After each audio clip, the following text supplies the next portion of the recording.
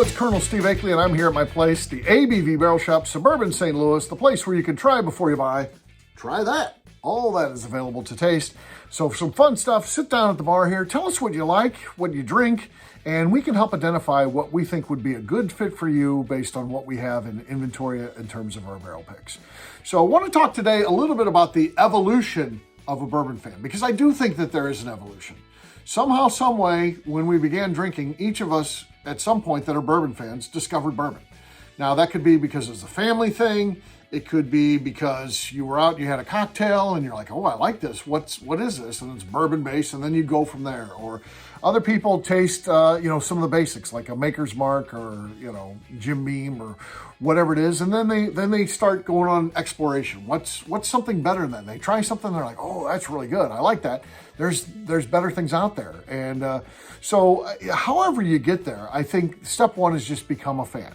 And I think we all go through that. And then we go on, you want to discover everything that you can. You want to, try finished whiskey and great whiskey and old whiskey and rare whiskey and all kinds of cool stuff. And next thing you know, you discover this thing called allocated bourbon.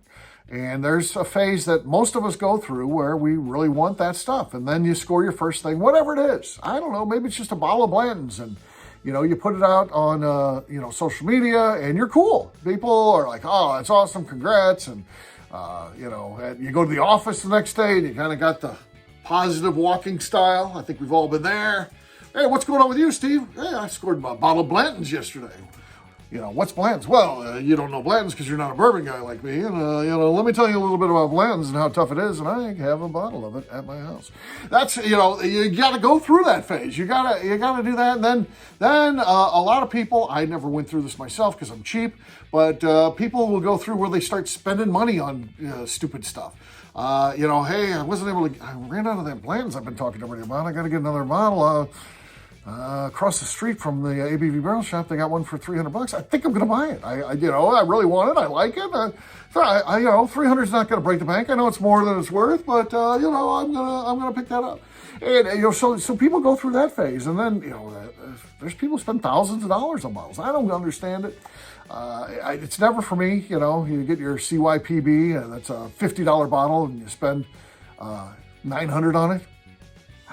I'd be kind of embarrassed. I wouldn't tell anybody. I'd shut my mouth about that the rest of my life. But people feel the need to tell everyone they know that they spent $300, $1,000, whatever it is, on a bottle that's worth $50. I don't understand. You'll never get me to understand that, but that's a phase. That's a phase people got to go through. And we're kind of the final destination. We are the complete evolution of a bourbon fan. Why is that? Because I think we have the best whiskey in the world. And I think that barrel picks are always going to be the best whiskey in the world. I get the idea of why distilleries might not even like the idea of barrel picks, because they want consistency and there are ebbs and flows. So let's say that here's this line right here represents their brand and what they want it to be. It's perfect. They think that's the perfect thing. Now, as you try each individual barrel, now you mix together enough barrels, you're going to get here. You're going to get to this line. But does that mean that every barrel that you pour is on this line? No, it's not. There's going to be some that are up here that are elevated. There's going to be some that are way elevated. This is the ones we're going for, by the way. And let's not forget, when you got this line right here, there's some that are worse than that. And there's some that are way worse than that. And maybe more time will fix it. Maybe just putting it in the batch will fix it. But this is where the distillery wants to get to.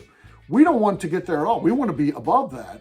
And not only above that, we want to be way above that. That's kind of the best way that I can say it. We're shopping at that highest level. And because we're focusing not on the big heritage brands, it's a little bit different when you go to the craft distilleries, what they are doing at craft distilleries. If you go to craft distilleries and focus on what they do, you can deal with the people that made that whiskey, that own that company, and you can ask them, what's your best barrels? You can help them, if they've got 2,000 barrels in inventory, what are the 10 best or 5 best that we can try from today, and we'll pick one of those. And that's what we do. So we are walking in the door with a leg up on the competition because we're getting presented their best barrels, and then we're picking from that. And that's why I think that we are totally different. We represent the end of the line. At some point, you don't care about, putting a bottle up on Instagram because it's not necessarily sexy, because you might look at all those brands back there. How many of them do you recognize? You can stop that and zoom in on that. How many do you recognize? Probably not a lot, which is okay because I'm telling you it's some of the best whiskey in the world. And I back that up by saying, come on in, taste it, try before you buy. And once you do that, once you back it up by saying taste it, and someone is open to that idea of tasting, trying before they buy, I think that good things happen. Because at the end of the day, if you're willing to do that, not everybody's willing to do that. I'll get people that come in here and they'll be like, I only like Blanton's, and when they taste this stuff doesn't taste like Blanton's.